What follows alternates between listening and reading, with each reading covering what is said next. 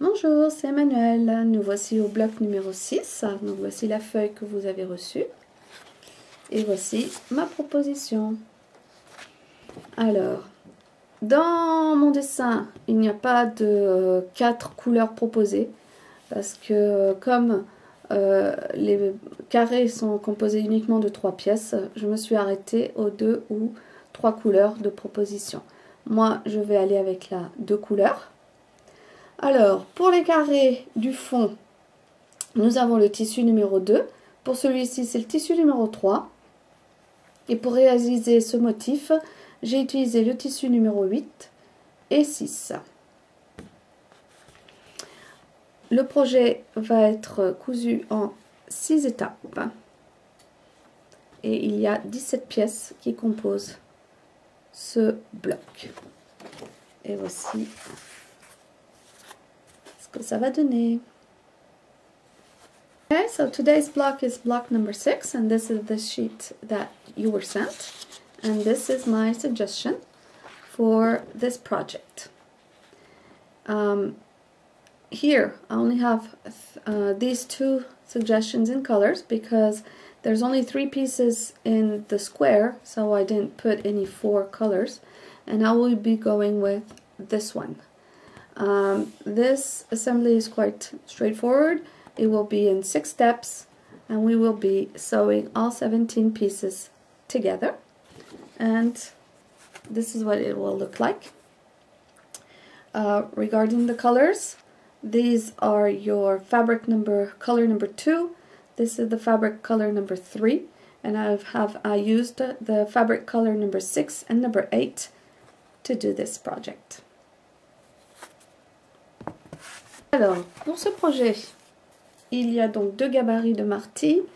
Il y a le C18 qui sera utilisé. Le C18, moi, je le coupe dans les carrés, les grands carrés, hein, l'équivalent de ceux qui ont été coupés grâce au A1. Et je les coupe, si votre bande se présente comme ça, je les coupe dans ce sens-là. Et avec le chiffre visible, comme ça, vous avez juste à couper, c'est tout simple. Ensuite, l'autre gabarit utilisé, c'est le C17. Alors lui, il se coupe dans les bandes de taille A5. D'accord.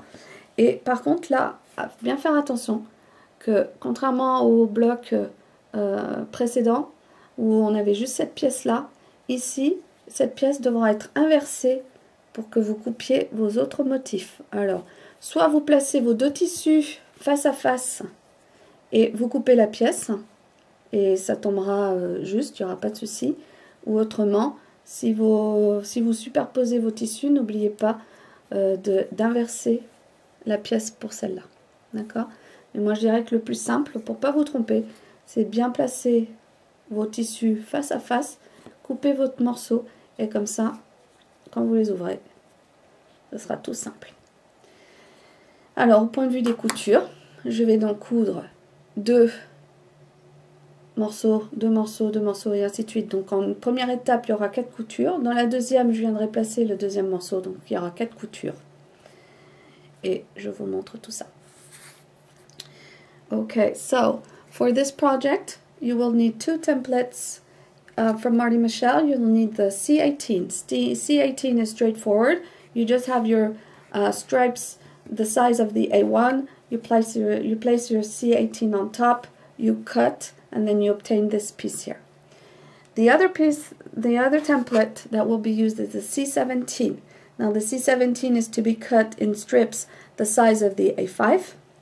And here you have to notice that this piece is in this way, but this piece is reverse. Okay, you have to turn over your template to have that one made.